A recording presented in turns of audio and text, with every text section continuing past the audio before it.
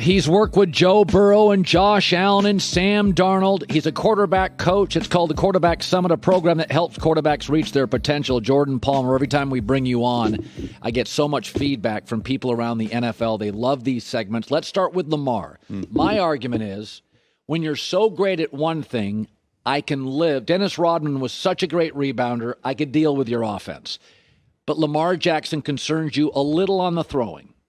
Well, it's just specifically the control of the ball. And I'm the first to say we need to slow down these expectations and the pace at which we expect people to be at certain points. We need to slow it down with these young guys. Because he was an MVP in his second year, I think the expectation is that now it's Super Bowl. And now the reality is it takes some time to develop the control of the ball. And he's the most exciting athlete at the position in the sport, no questions asked. But even on completions, it's little detailed accuracy. It's a little low. It's a little bit behind. We see him last night miss a couple throws, but a lot of guys miss some throws. Can he get better at that? 100%. So I look at Lamar and I go, he's not in a position right now to, I think, win a Super Bowl because of accuracy, because he's going to be going against the guys that we're going to, Patrick Mahomes and Josh Allen, these guys later. But that's absolutely in front of him. And one big offseason of developing control of the ball takes him to another level than he's even been at yet. And that's the level that these other guys like Patrick have been at. 6 years in the NFL, Jordan Palmer is joining us. Did you ever think, working with Josh Allen, he would be this good? Not this soon. I'll be honest. Everybody works hard. Everybody cares. And there are levels to that. But he's a perfect example of, there's a handful of spots in the league. Buffalo's one of them, Baltimore, Kansas City, the Rams, where they have it right. They have built around the young quarterback. They got the young quarterback, the GM, the head coach. It's all put together. And with Josh, he's worked really hard. He's developed. He's ahead of a lot of people's schedule if there was one. But he's also in a spot where Brian Daboll, Brandon Beane makes these moves to get him, and then they build around him. They get Mitch Morse, the center who was with Patrick Mahomes and Stephon Diggs, and it's all the pieces coming together. The other quarterbacks in the room, Ken Dorsey, the quarterback coach. So Josh Allen deserves a lot of credit for his success, but what Terry and Kim Pagula have done to not just go get him, but the pieces that are around him, he really is in one of the most desirable situations that you can be in. And he's taking advantage of it and eliminating mistakes and getting better, I think, each week right now. Yeah, I mean, if his coordinator, head coach, and GM were on the market, they would get scooped up in 1 second. That's when you know you have the right people. Jalen Hurts, were you surprised how effective it was? I'm not surprised at how he handled the situation. I believe that success leaves clues. You can study success. And I believe that successful people more often get behind a successful behavior than they do just a successful trait or talent.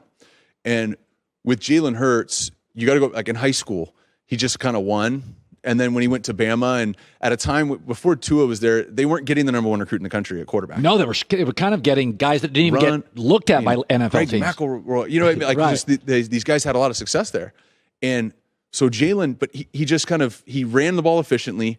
He never cost his team the win. And he took advantage of opportunity. So he did that until Tua took over, and we all watched that. And then he went to Oklahoma, and he did the exact same thing. So success leaves clues. He's had success at every phase.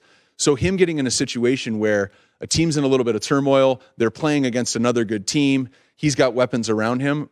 Yeah, I was not surprised that he ran the ball efficiently, didn't cost his team the game, and handled the moment really well, because that's what he's always done. You know, we're always looking for the next new thing in football technology, and maybe we're forgetting about Deshaun Watson, you think? Yeah, I think it's important for anybody who loves the storylines and talking quarterbacks. I sure do. I know you do too. To just pause. This is a big picture. Just pay attention to Deshaun Watson this year, because in my opinion, this is as bad as it will ever get.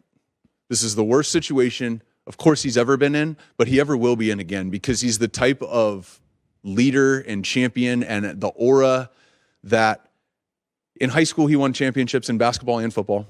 He played good enough to win 2 championships in college. He was 33-3 as a starter. Wins his division in the NFL. Wins his division every year he's done it. He did in his rookie year because he tore his ACL. But the only times he hasn't won is when he's gotten hurt, which is only twice. And so I look at the GM, the head coach, Hopkins, all the movement, all the chaos. this is the most enticing employee of the NFL to work with right now. If you're a GM, you want this job. If you're a coach, you want this job. If you're a free agent wide receiver, you want to go play for this team.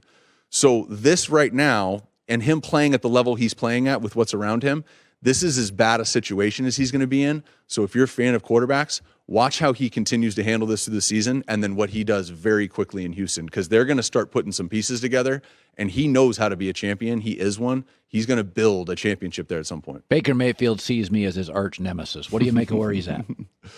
Well, we talked about this last time. I believe the two most important traits in a quarterback playing well early is confidence and maturity. Maturity is a big deal. It's a huge deal. Now, I also believe that the way you live your life off the field directly mirrors the way that you play the game on the field. You don't have guys that live completely buttoned up and detail-oriented on the field and then just throw it wherever off the field. You don't have guys that his life is out of control and then play the game the way that Tom Brady plays it. I haven't seen it. Right. And so Baker's off the field antics in college and coming out match the way he played. He's a walk-on twice, and he's a Heisman finalist 3 times, wins it once. But what we've seen is the maturity off the field. You've talked about it, and the immaturity on the field has showed up the first 2 years. What I have seen right now is the confidence has always been there. He's always had confidence in himself. Yeah. But I think the Browns have confidence in him. That Bengals comeback, that 2-minute drive, and I think his team, his organization, his play caller has as much confidence in him as he does. But the maturity, I mean, this clip from here the other night, it's 3rd and 8. He scrambles to get 4. Great play. It's a mature play. Get 4, get a piece back, and then on 4th and 4, instead of just running for it on the first down, he could have totally ran for this on the first down. He steps up in the pocket. And he's got the confidence right there to just step up and rip it. That's 4th and 4. Yeah. He can run and get 5 yards. Yeah. So the confidence and the maturity, I'm seeing it show up off the field and on the field. And he's doing it with a rushing attack and a defense, and they're getting hot at the right time. Okay, so you work with all these quarterbacks. I DM'd Joe Burrow because I told him how much I love him. He's such a good kid. You've worked with Joe, and he's going to be great. He just gets it, right? Like, he's fine. Yep. Give me a college quarterback under the radar, and I'll throw one to you. I saw this weekend, and I thought, why aren't you talking about him? So give me yours. You're going to watch Clemson. You're going to watch these guys. Cincinnati's playing Tulsa this weekend. Desmond Ridder. He's going to be the winningest quarterback at University of Cincinnati. He's got a chance to go undefeated. And he is eerily similar of Jordan Love. If he decides to come out this year, he's eerily similar to Jordan Love, except he's a far more dynamic runner. And he's very mature and he's very confident, which I love. But he's got a chance to win a championship, finish this season undefeated. They may get an SEC team in a bowl game. That's a chance to play at level up.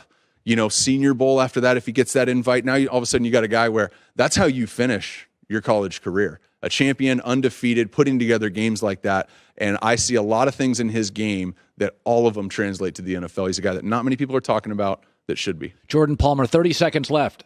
I like the kid at UCLA, went to Bishop Gorman High School. My daughter went to class with him. She's like, Dad, kids loved him. Everybody wanted to be around him. Yeah, great dude. Dorian Thompson-Robinson. He played wide receiver behind Tate Martell his junior year. They only played quarterback 1 year of high school. Really, and got yanked at halftime because they crushed everybody. So he didn't really play a whole lot before Chip Kelly got a hold of him. He's got a bright future, too. He does. He was 30 of 37 this week. And it's funny because my daughter went there, and she was, Tate Martell was the star quarterback. He was the backup. And I asked her, and she said, Dad, there's just certain people gravitate to, and they're like, he's one of them. I thought this weekend he took a huge step up for him. I mean, I'm sitting there watching and getting texts from buddies going, who's that kid? Yeah. Jordan Palmer, Quarterback Summit, helping young people. This is my favorite source. They really are. Thank you. You've replaced many GMs who I'm just over. Great seeing you, buddy. Hi, everybody. Thanks for watching. Subscribe here to get the latest from the show. Also, be sure to check out more of the best clips from The Herd or go watch a few segments from other shows on FS1.